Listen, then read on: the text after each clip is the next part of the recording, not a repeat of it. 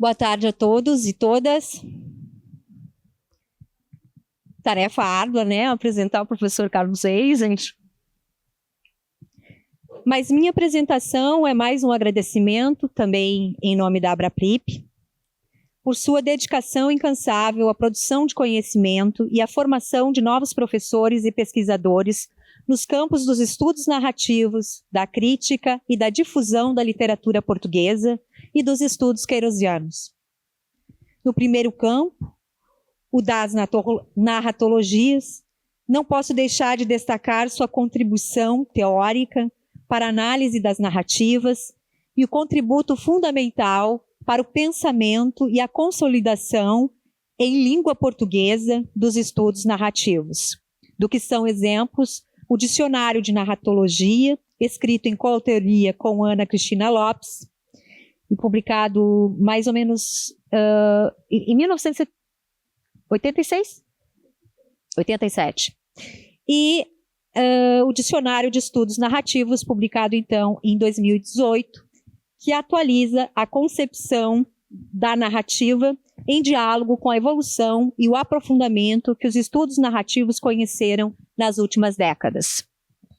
Ainda nesse âmbito, devo lembrar do seu mais recente projeto de investigação, Figuras da Ficção, que já tem lá seus 15 anos, ou mais talvez, voltado para a atualização dos estudos teóricos e críticos sobre a personagem e a construção do dicionário, a construção compartilhada, melhor, é importante dizer, do dicionário de personagens da ficção portuguesa, que congrega, aliás, em torno de 50 investigadores, alguns que estão aqui nos ouvindo hoje.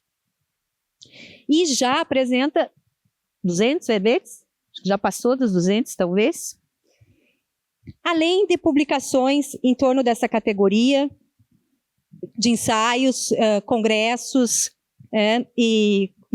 por exemplo, o livro Pessoas do livro, né, que saiu em 2015. Nos estudos da literatura portuguesa, a coordenação e publicação dos 9 volumes da História Crítica da Literatura Portuguesa tornou-se uma referência sempre presente nas nossas salas de aula, assim como seu empenho crítico que legitimou o valor de determinados autores como Carlos de Oliveira, José Saramago, Lídia Jorge e Eça de Queiroz. Por falar em Eça, o seu autor de predileção, e também meu, gostaria de lhe agradecer por todo o tempo de vida investido na exegese dessa monumental obra e por fomentar a revitalização, melhor dizendo, dos estudos em torno dela, desde a publicação de sua tese Estatuto e Perspectivas do Narrador, em 1970, na ficção de Eça de Queiroz, de 1975, que está completando, portanto, 50 anos, até a coordenação da edição crítica das suas produções, das produções do Eça. Como integrante do Grupo Eça, agradeço-lhe por mais esse feito e pela capacidade de reunir em torno do romancista os interesses de tantos pesquisadores. Então, fiquemos com a conferência do professor Carlos Reis, intitulada Para uma revisão crítica do cânone queirosiano, contextos e práticas de escrita.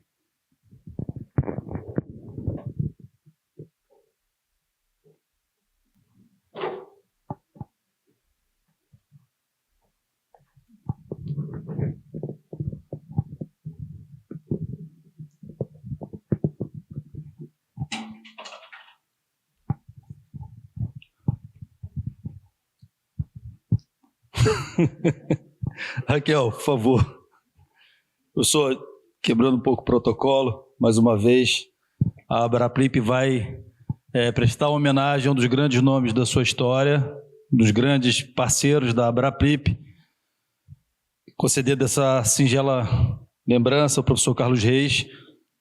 A Raquel vai fazer a entrega.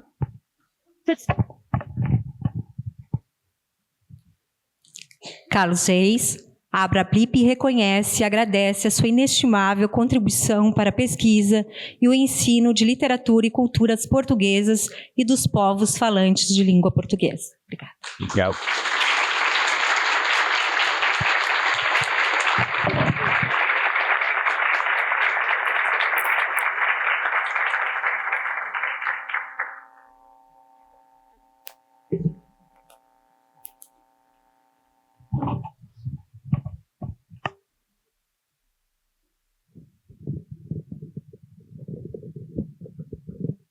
Boa tarde.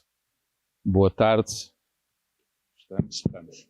Eu ia agradecer algumas coisas, agora tenho que agradecer mais esta.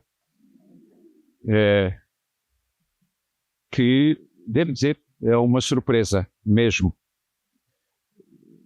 Só há 10 minutos é que eu sou desta feliz surpresa que muito agradeço e que leva à conta de facto de ser um antigo frequentador destes congressos. Não posso agora contabilizar quantos, mas têm sido muitos, o que pode significar para os meus amigos uma grande generosidade e para os meus inimigos a vontade de dizerem já está muito visto. E até é capaz de ser verdade. Agradeço ao Sílvio a organização deste congresso. Só quem já organizou congressos desta magnitude sabe o que custa em todos os aspectos e, portanto, eu estou-lhe muito grato. Agradeço à Raquel Trentin, que é uma velha cúmplice de estudos sobre personagem, uma das mais prolíficas colaboradoras do Dicionário de Personagens da Ficção Portuguesa, que pode ser consultado online. É das poucas colaboradoras que sempre se disponibilizou a trabalhar dentro dos prazos. E por isso, Raquel, estou muito grato, além do velho afeto que eu tenho pela Universidade Federal de Santa Maria e por uma pessoa que ali foi tão importante como a Maria Luísa Reis Médios, que foi organizadora de um destes congressos já há tanto tempo que nem vou dizer. Estão feitos os agradecimentos. Trago aqui um texto e algumas poucas imagens que vou passar com a ajuda da Júlia, que não teria seguramente melhor contexto nem melhor público do que um auditório com professores de literatura portuguesa.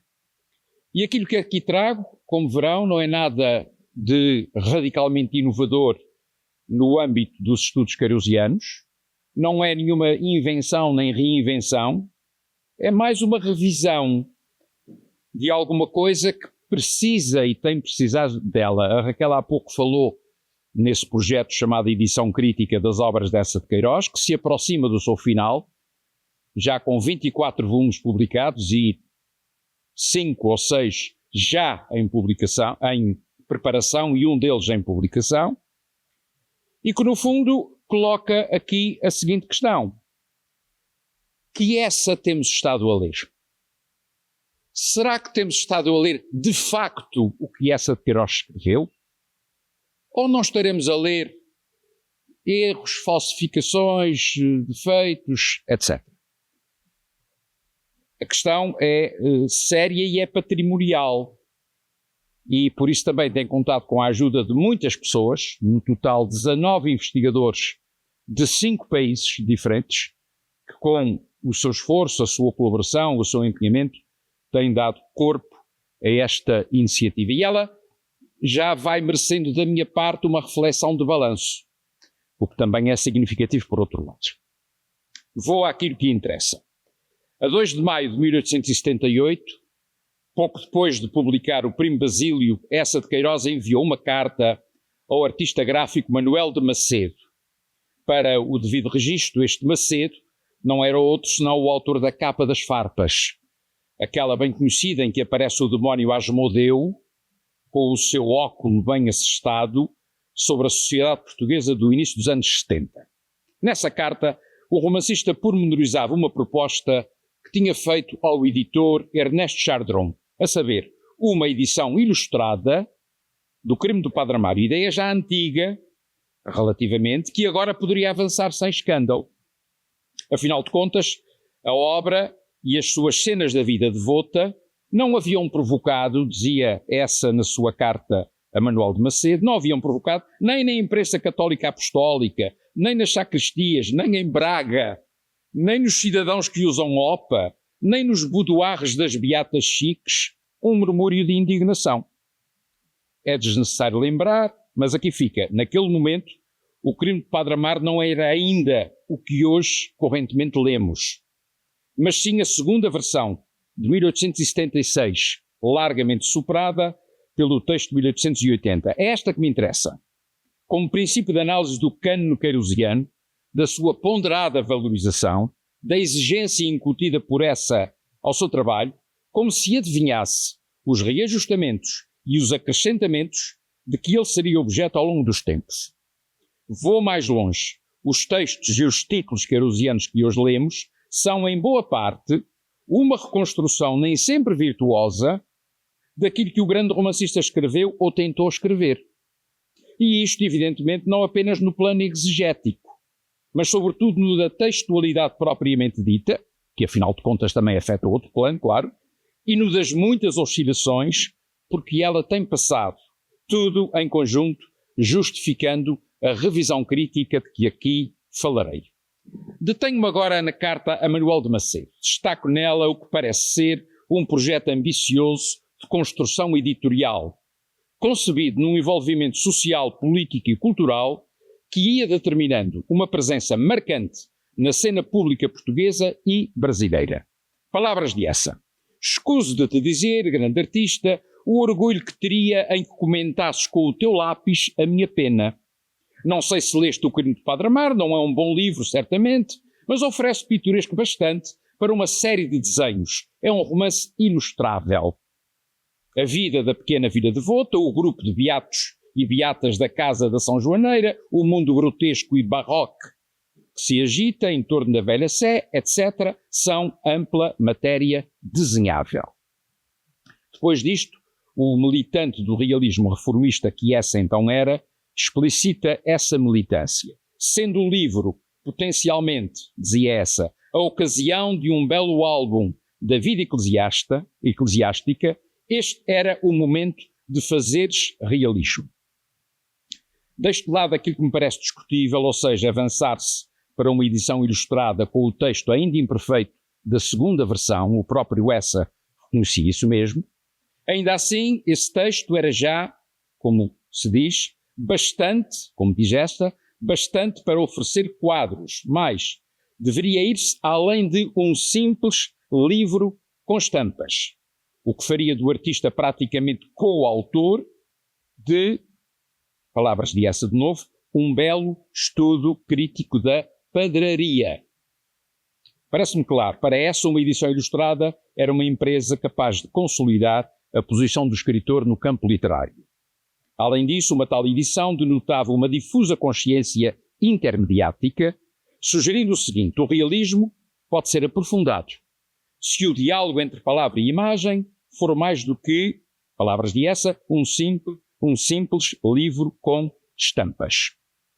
Com a carta a Manuel de Macedo, essa reflete sobre a fortuna cultural do seu livro em dois planos: no do seu incremento representacional, pela via da imagem, e no do prestígio que a componente artística assegurava a um artefacto que era, afinal, transverbal. É isso que significa, por um lado, diz essa, o orgulho que teria em que comentasses com o teu lápis a minha pena, e, por outro lado, a crença no potencial iconográfico da narrativa. Estabelecendo um diálogo, quero comentar.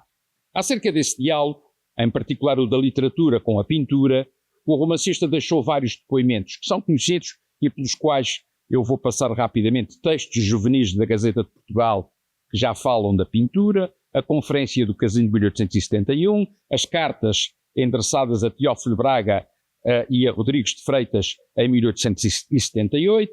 Em todos estes falava-se de facto de pintura e de música e de outras artes. E, por fim, um outro texto ainda, não podemos esquecer aquilo que é afinal um borrão de texto que, tendo sido desencadeado pela quase querela com Machado de Assis, bem conhecida, durante muito tempo foi conhecido com o título inventado, não por essa, Idealismo e Realismo. Nele, o trabalho do novelista realista, dizia essa, é comparado com o labor do pintor, ou melhor, dos pintores, sendo um deles romântico, essa dizia idealista, e o outro realista, e como tal, dizia essa, verdadeiro e credível. Tudo isto é conhecido e muitas vezes tem sido citado. É preciso, contudo, ir mais além, porque nem sempre temos atentado no seguinte: quase todos estes juízos e análises são precários e, como tal, relativizáveis, ainda que não despecientes. De um deles, a Conferência do Casino, não existe o texto. As cartas são documentos pessoais e de circunstância, mas valem por aquilo que são, em particular quando interagem com críticos influentes, como era o caso do Teófilo Braga e do Rodrigues de Freitas. Já o tal idealismo e realismo é um caso mais complexo e, em parte, por isso mais significativo. Inclusive, é se pensarmos no lugar que ele pode ocupar no cânone doutrinário queirosiano e nos precalços da sua constituição. O propósito de essa era, indo muito além daquilo que aproveitou para o prólogo à terceira versão do Crime de Padre Amaro, dissertar sobre a estética do realismo e do naturalismo, em resposta à crítica de Machado a O Primo Basílio e, na expressão queirosiana, à intriga de clérigos e de beatas, que era o Crime de Padre Amaro de 1876. Por aquele breve prefácio, não se percebe por que razão ou razões tudo o mais foi omitido. O que permite tão só algumas conjecturas. Mais do que isso, importa notar que os termos em que a prosa idealismo e realismo, cancelada por essa, surgiu em 1929, muitos anos depois da morte, foi a primeira vez que foi publicado, mostram bem que nem sempre a família, neste caso o filho José Maria, foi a melhor defensora da posteridade do escritor e do seu legado. Digo com suavidade o que, atendendo ao que aí vem, pode ser afirmado mais expressivamente. Isto, a versão semi-apócrifa daquele e de muitos outros póstumos situa-se no limiar da falsificação. Coisa que a edição crítica preparada por Irene Fialho, a edição crítica daquele texto, em almanaques e outros dispersos, muito claramente tornou evidente. Trago aqui este episódio por várias razões, todas elas apontando para a forma como um escritor ia construindo a sua imagem e, com ela, um certo imaginário. Vou destrinçar o que deve ser.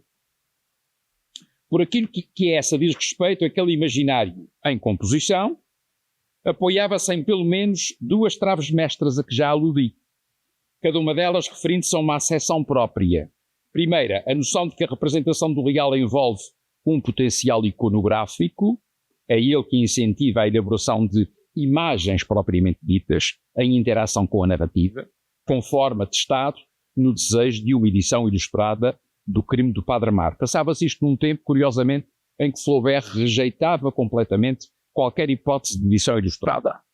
Segundo sentido, o que nos diz que a construção de uma obra multiforme e de um cânone autoral é um processo complexo, com avanços e com recuos, com novas versões de títulos já publicados, com cancelamentos e com tentativas falhadas, ficando pelo caminho inéditos abandonados e textos a rever.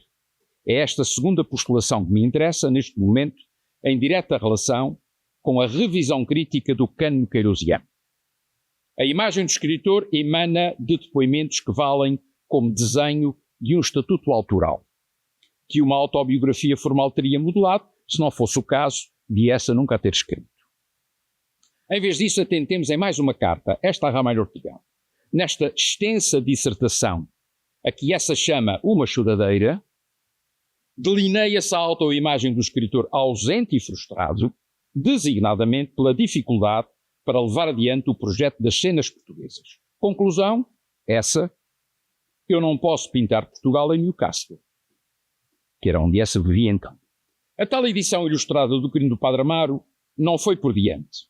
Não são conhecidas outras cartas de essa a Manuel de Macedo, além daquela que citei. As demais, por aquele tempo o romancista trocou com o editor Chardron, apenas deixam perceber que a ideia foi sendo abandonada por razões desconhecidas.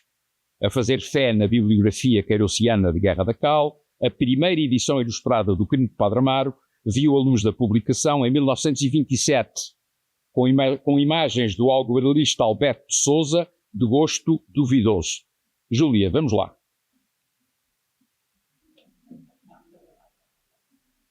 O que fica deste episódio assume, por isso, um significado claro.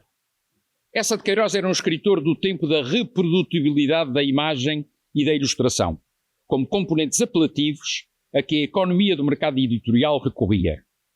Acentuavam-se então inovações técnicas de que o essa finiscolar beneficiou, conforme está bem evidenciado, por exemplo, na exuberância gráfica da revista Moderna. Caso para dizer que a sobrevida de um escritor e a das suas personagens, nas refigurações a que elas são sujeitas, pode alongar-se numa posteridade que ele, todavia, não pode controlar, mas para a qual trabalha. Júlia. É a revista Moderna em que essa colaborou largamente, que era uma revista luxuosa na época de 1897, com imagens, como aquela que ali está, que é uma imagem da guerra greco-turca de 1897, e já uma ilustração para o conto de José Matias. Aquela ilustração dava para uma longa divagação acerca da importância na literatura romanesca do século XIX, na segunda metade, da janela e do olhar que se lança a partir da janela. Esta revista, luxuosa como digo, durou relativamente pouco e era financiada por um milionário brasileiro. Falo agora de parâmetros contextuais que condicionam o tal cânone queirosiano, ainda em vida do seu escritor. 7 parâmetros que enuncio sem intuitos de sugerir que só essa lidou com eles. Vários outros escritores lidaram com este tipo de condicionamentos. Primeiro, a escrita queirosiana ocorreu em tempo de disseminação de uma entidade, o público, que, de acordo com o próprio escritor déguisé em sociólogo da leitura e da imprensa, tomou o lugar de quem anteriormente era o leitor, refinado e individualizado. Esta realidade interferiu por várias formas no modo como essa quis construir uma obra e o que resultou desse processo, mesmo sabendo-se que não raras vezes ele ficou reduzido a tentativas e a materiais deixados inéditos. Segundo, o romancista e também contista estava consciente dos gostos e das expectativas daquele público, da sua diferenciação de género, masculino ou feminino, e da sua crescente apetência pela imagem que completava o relato. Essa apetência explica a presença, nas salas burguesas do século XIX, de edições ilustradas do Dom Quixote, do Paraíso Perdido ou da Divina Comédia, em volumes luxuosos que eram vistos nas gravuras de Gustave Doré mais do que lidos. Com perdão pelo esquematismo, digo que essa, conhecedor dos gostos de públicos pouco ou nada sofisticados, viveu um dilema assim formulado: corresponder a esses gostos, aos ritmos do mercado e às suas expectativas, ou, em vez disso, desenvolver sem concessões um projeto estético indissociável de uma ética da escrita literária, mesmo que sem imagens. Terceiro parâmetro. O escritor tinha direito a proventos económicos, mas carecia da intermediação de editores e de livreiros, no quadro de uma incipiente indústria cultural e de uma economia de trocas simbólicas, expressão com autoria conhecida, que constrangia a autonomia da produção literária. Essa conheceu o vigor de perversas regras da arte, expressão, como se sabe, de Pierre Bourdieu, conheceu o vigor dessas regras, quando, na prática, foi impedido pelo editor de rever e talvez de reescrever o Primo Basílio para a terceira edição de 1887. Por isso, a edição crítica do Primo Basílio, que já está na imprensa nacional e que foi preparada pela nossa colega Isabel Pires de Lima, usa como texto na Varietur a segunda edição e não a terceira. Quarto, o nosso romancista publicava e era lido em contexto político, com o condicionamento de ser ele um destacado funcionário do Estado, com uma imagem a resguardar, cá está ela.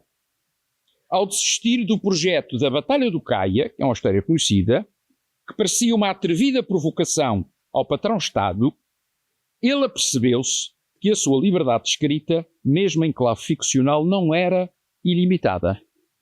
Quinto, Com a madurez que os anos trazem consigo, essa vai aceitando e até cultivando uma certa institucionalização do seu estatuto de figura consagrada.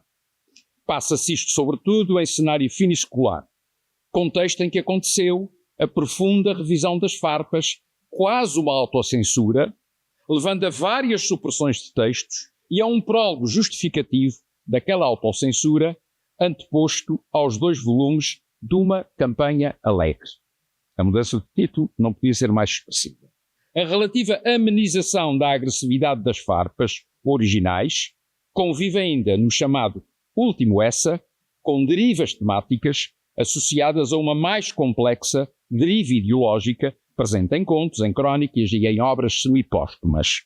Sexto, o escritor que colhia os mencionados proventos económicos tinha em vista 2 países, Portugal e o Brasil.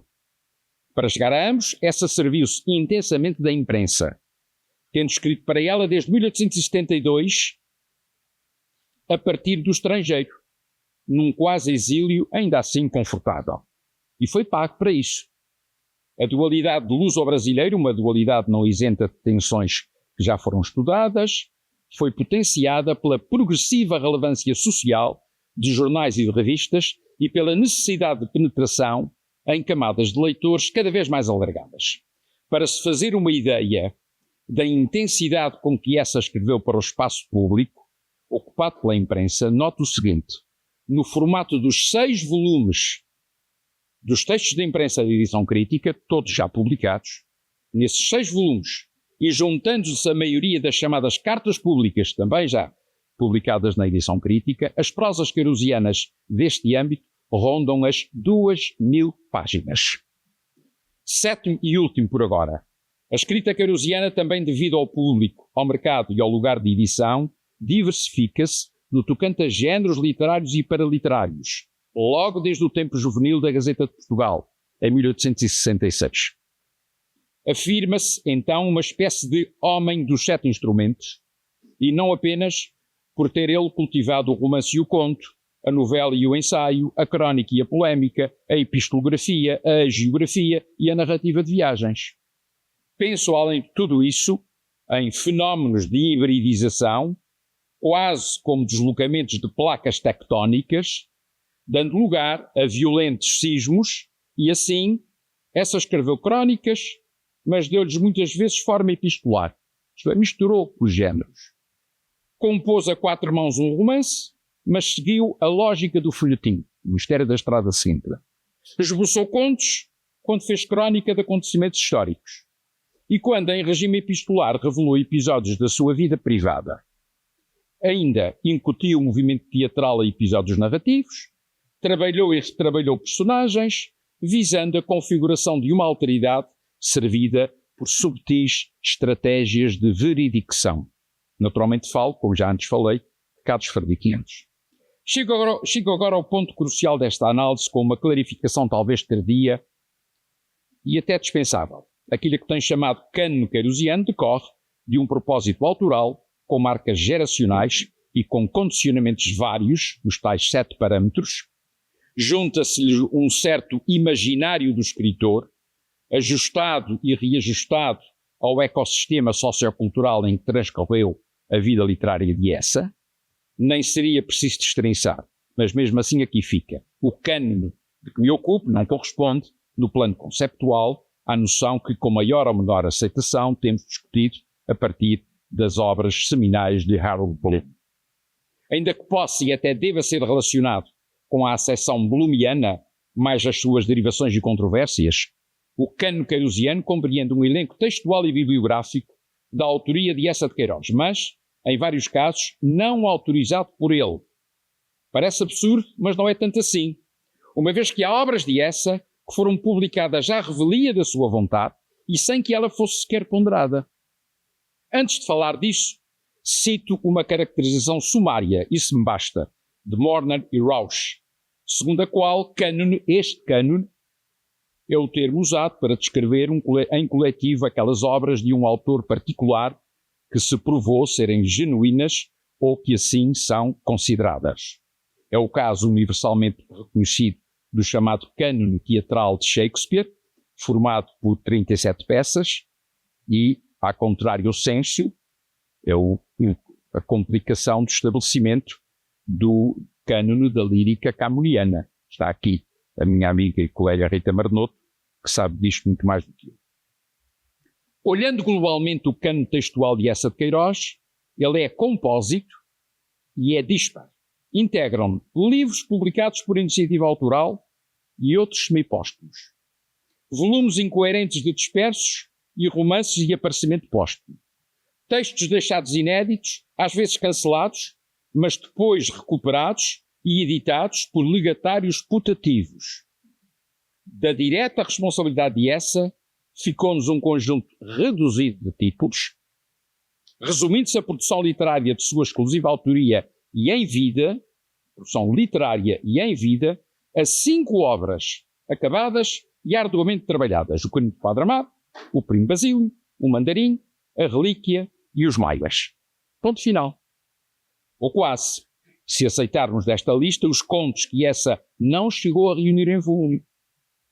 Comparado com Dickens, com Balzac, ou com Alexandre Dumas, com Camilo Castelo Branco, com José de Alencar, com Zola ou com Benito Pérez Galdós, parece, e de facto é, muito pouco. Júlia, vamos mostrar.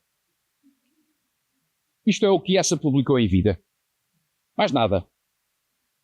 Os asteriscos são os títulos que já estão publicados na edição crítica, alguns deles, não tantos como eu quereria, disponíveis em formato digital na imprensa nacional. Entre outras razões que explicam esta magreza, invoco 2, ambas bem prosaicas: a falta de tempo e a concomitante dispersão de energias, ambas prejudicando, nos anos finais da vida literária, a construção de uma obra no sentido mais consequente da expressão. Ninguém melhor do que Machado de Assis o disse e lamentou, na sentida e admirável carta, escrita a 24 de agosto de 1900, logo depois da partida do confrade e também do amigo Ferreira de Araújo. É uma carta absolutamente extraordinária, que é bem conhecida. Dizia Machado: onde ela, a morte, é sem compensação, é no ponto da vida em que o engenho subido ao grau sumo, como aquele de Eça de Queiroz, tem ainda muito que dar e perfazer. E logo depois, em plena força da idade, o mal os toma e lhes tira da mão a pena que trabalha e evoca. Pinta, canta, faz todos os ofícios da criação espiritual. Fim de citação. A observação de Machado tem uma pertinência acrescida quando olhamos para os factos ou para a sua ausência. Depois dos Maias em 1888 e nos 12 anos que decorreram até à sua morte, Eça não publicou nenhum novo romance. Mas nem os Maias foram reeditados, porque não se esgotaram. Mas não esteve parado.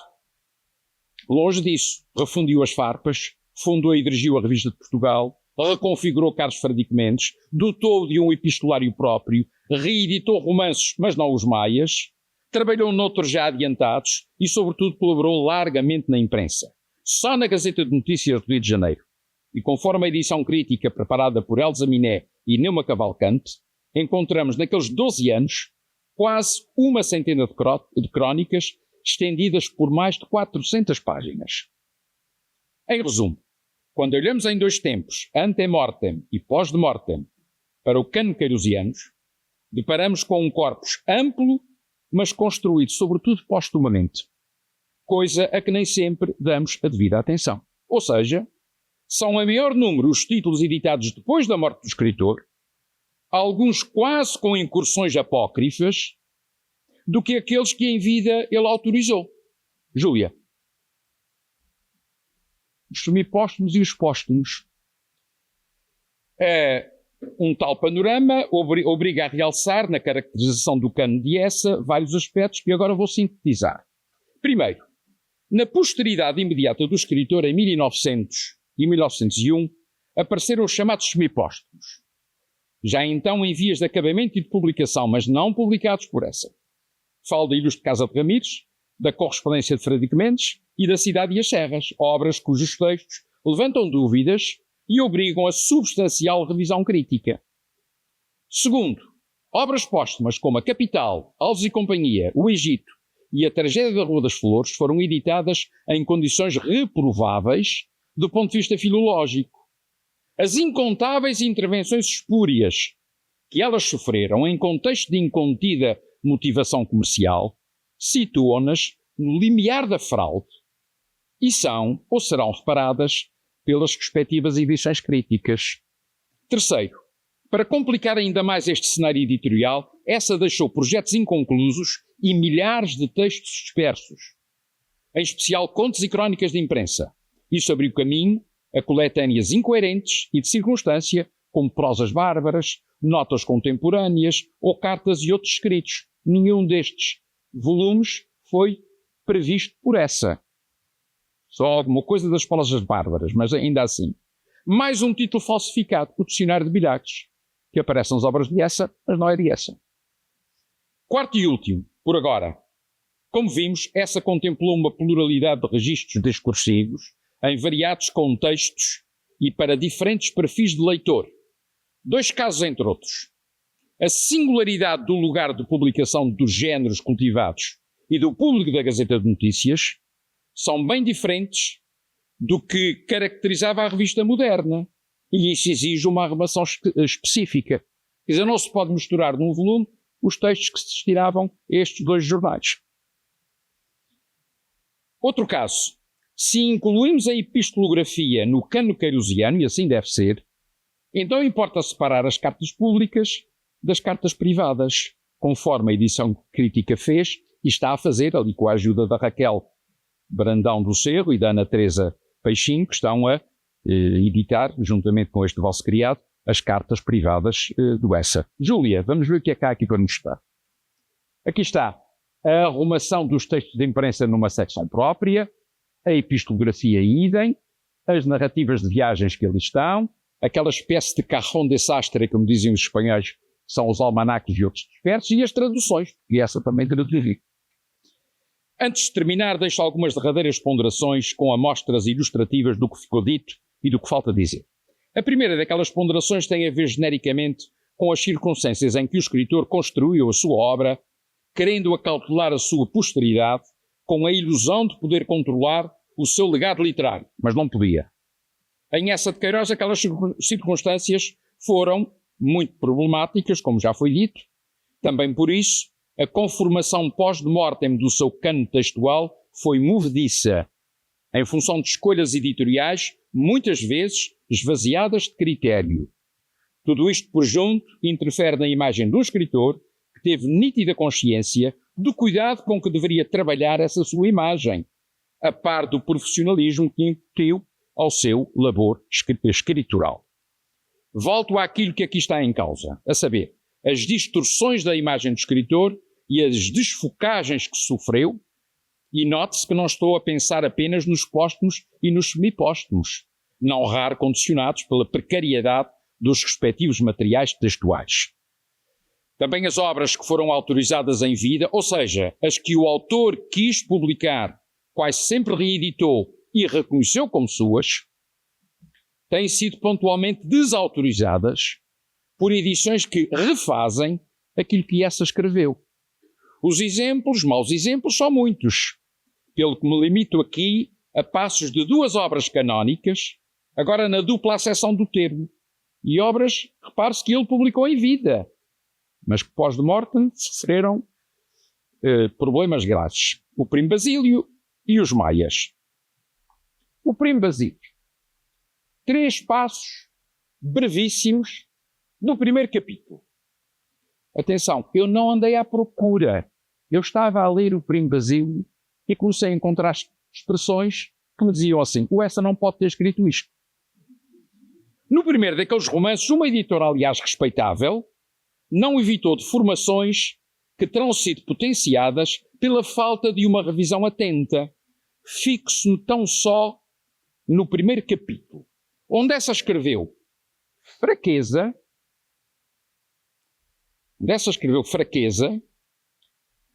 lê-se franqueza. No segundo, onde essa escreveu passava por ser a mulher mais bem feita de Lisboa, passava a ser a mulher mais bem feita de Lisboa. E onde na edição Neva Arietor se lia Juliana pousou o ferro, encontramos Juliana passou a ferro.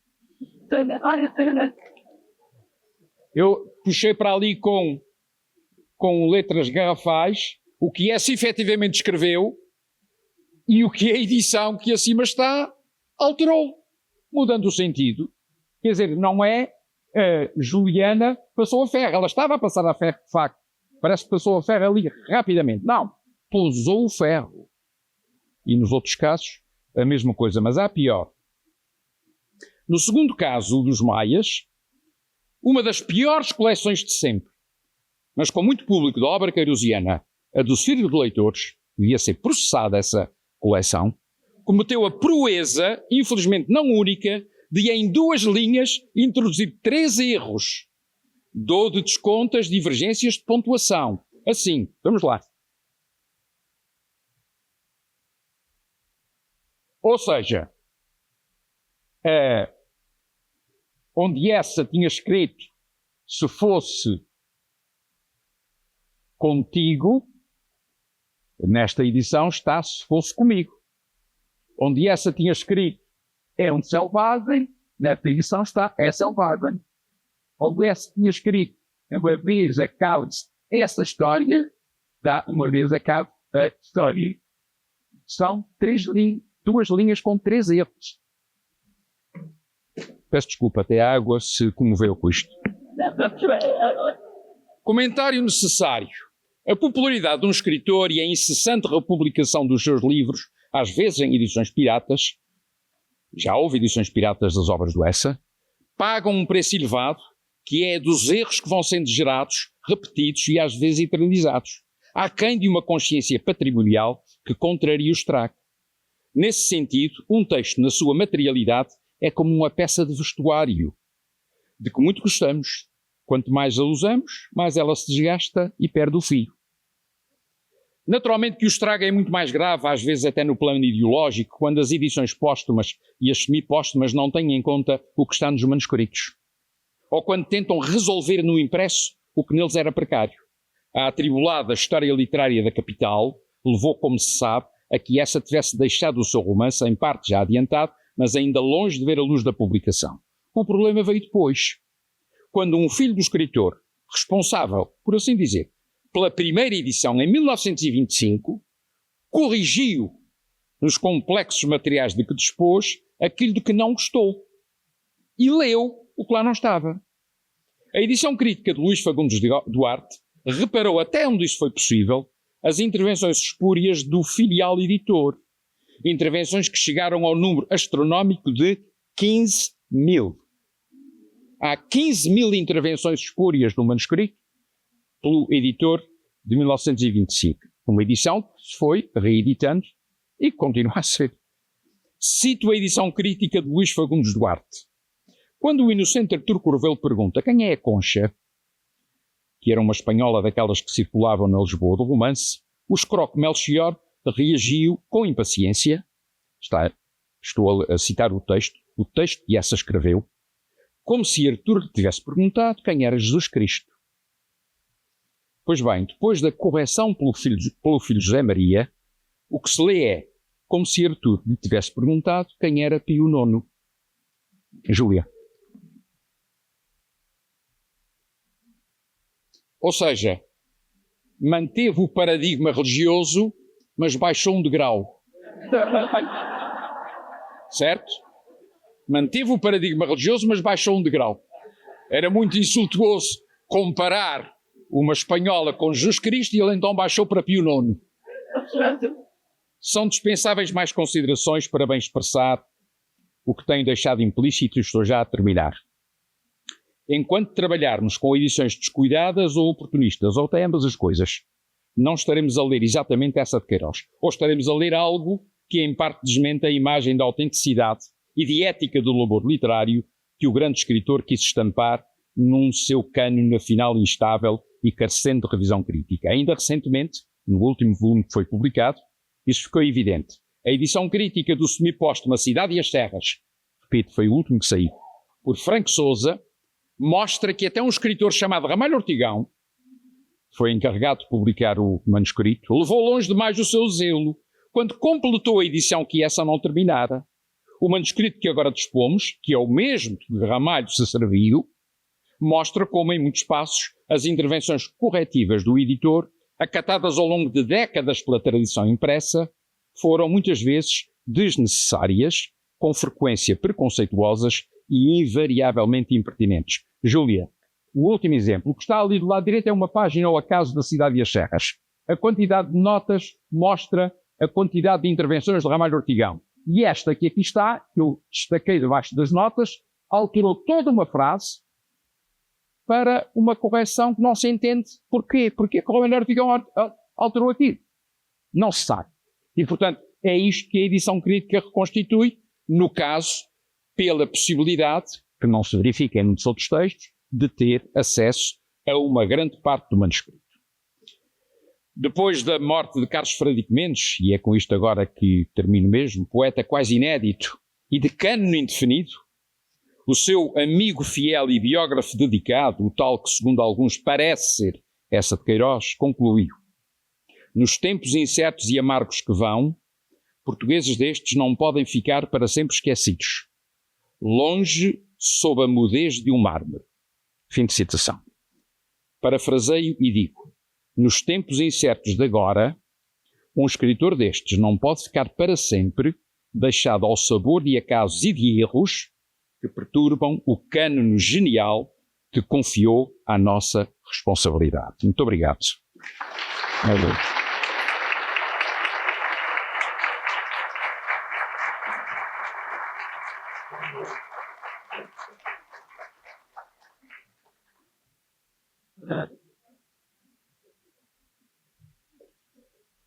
Agradeço ao professor Carlos Reis, então, por essa brilhante conferência, né, que prova mesmo a dedicação de uma vida, né, ao Eça de Queiroz, e todas essas controvérsias, complexidades, condicionamentos em torno da formação do cânone queirosiano, né? Então, obrigada a todos e todas, e passamos logo à próxima mesa, não é, Silvio? Boa tarde.